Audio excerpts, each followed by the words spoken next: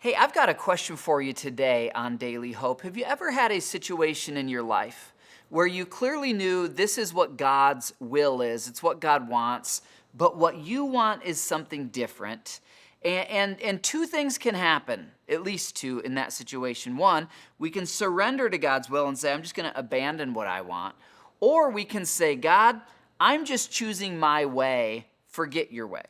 You know what's kind of scary? If we choose our way long enough, God will let us have our own way.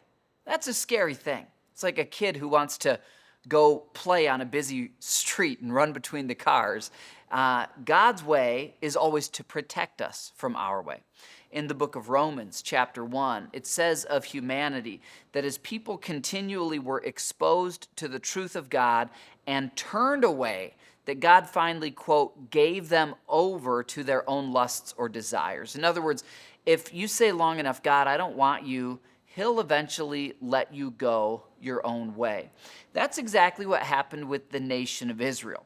We're going through the Bible one book at a time, and we're looking at a thematic verse from each book of the Bible. The book of 1 Samuel is the transition from an era where God was using spiritual leaders called judges to the era of kings. And interestingly, God's original and best plan wasn't for kings because it concentrates a lot of power in one person. And anytime that happens with anyone other than Jesus, corruption happens, injustice happens. God, in chapter 8, verse 7, says to Samuel, the final of the judges and the prophets who would lead before the kings, God says to Samuel, "Do everything they say to you," the Lord replied, "for they are rejecting me, not you. They don't want me to be their king any longer."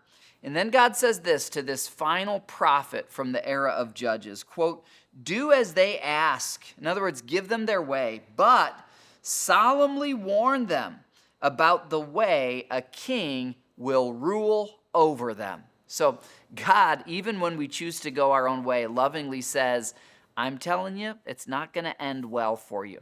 Here's probably our best application today. Let's search our hearts for any area of our life where we've been going our own way, and let's just say today, God, we turn away from ourselves. We want your way in our lives. We choose you. We submit to you. See you tomorrow for more Daily Hope.